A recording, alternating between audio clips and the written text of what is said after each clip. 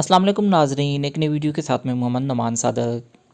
Different AI tools आने के बाद जितने भी कंटेंट क्रिएटर्स हैं वो इन एआई टूल्स की मदद से ना सिर्फ वीडियोस क्रिएट कर रहे हैं बल्कि उनके साथ साथ ऑडियो भी और उसके साथ साथ टेक्स्ट भी क्रिएट कर रहे हैं।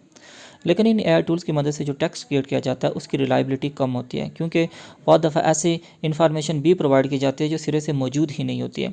तो ऐसी सूरत में ये डिटेक्ट करना बड़ा ज़रूरी होता है कि ये जो टेक्स्ट लिखा गया है क्या एआई की मदद से लिखा गया है या ह्यूमन जनरेटेड टेक्स्ट है। तो आज की इस वीडियो में हम देखते हैं कि हम किस तरह से टर्निटिन के अंदर ये जो फीचर है एआई डिटेक्शन का, इसको हम किस तरह से यूज़ कर सकते हैं और डिटेक्ट कर सकते हैं कि ये टेक्स्ट ह्यूमन जनरेटेड है या एआई की मदद से लिखा गया है। तो यहाँ पे आप एक चीज़ नोट कर लें कि ये जो टर्निटिन की इंस्ट्रक्टर वाली आईडी है सिर्फ उसके ऊपर ये फैसिलिटी अभी अवेलेबल है, जो क्लास की आईडी है उसके ऊपर ये फैसिलिटी अवेलेबल नहीं है। तो टर्निटिन के जो ही हम ओपन करते हैं तो इस तरह का इंटरफेस हमारे सामने ओपन हो जाता है। यहाँ पे सबसे पहले हमें ऐड क्लास की ऑप्शन होती है।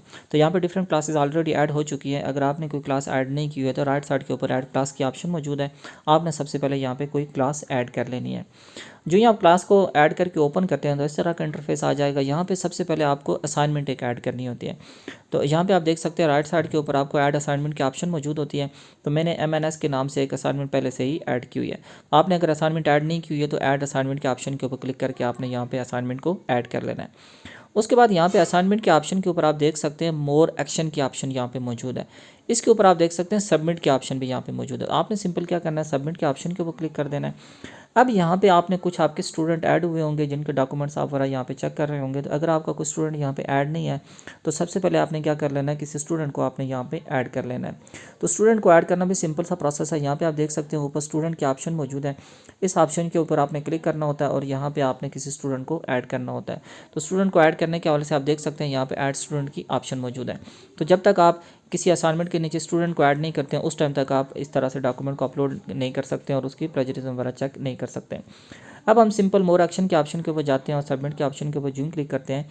तो सबसे पहले आपको स्टूडेंट सेलेक्ट करने का कहा जाता है। आप यहाँ पे अपनी ईमेल आईडी से भी यहाँ पे अपनी सिलेक्शन कर सकते हैं ताकि जो भी इन्फॉर्मेशन हो वो आपको ही मिलती रहे।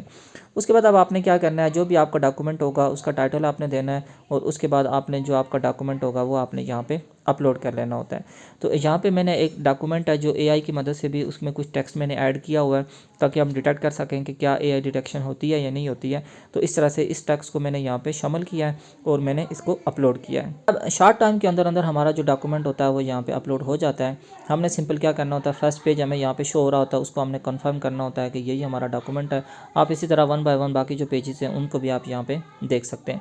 तो हमारा जो कंप्लीट डॉक्यूमेंट था वो यहाँ पे ऐड हो गया है। अब हमने सिंपल क्या करना होता है, ये जो गो टू मेन असाइनमेंट वाला पेज होता है इसके ऊपर हमने जाना होता है और शॉर्ट टाइम के अंदर अंदर यहाँ पे हमें जो सिमिलरिटी रिपोर्ट होती है वो यहाँ पे हमारी जनरेट हो जाती है। तो यहाँ पे आप देख सकते हैं 16% जो हमारी सिमिलरिटी रिपोर्ट है वो जनरेट हो गई है कि जो डिफरेंट किस्म के डॉक्यूमेंट्स हैं वहाँ से हमने 16% कॉपी किया हो। तो ये प्लेजरिज्म हमारी रिपोर्ट होती है जो कॉपी पेस्ट के बारे में बता रही होती है कि इस डॉक्यूमेंट में कितना % कॉपी पेस्ट किया गया है। अब आपने क्या करना है, ये जो 16% है इसी के ऊपर ही, इसी रिपोर्ट के ऊपर ही आपने क्लिक कर देना है। तो यहाँ पे अब आप देख सकते हैं कि पहले आपको सिर्फ जो ये वाली रिपोर्ट होती थी इसको PDF में डाउनलोड करने की ऑप्शन मौजूद होती थी। अब आप देख सकते हैं कि यहाँ पे राइट साइड के ऊपर आपको AI की परसेंटेज भी दी गई है कि आर्टिफिशियल इंटेलिजेंस की मदद से कितना टेक्स्ट इसके अंदर शामिल है।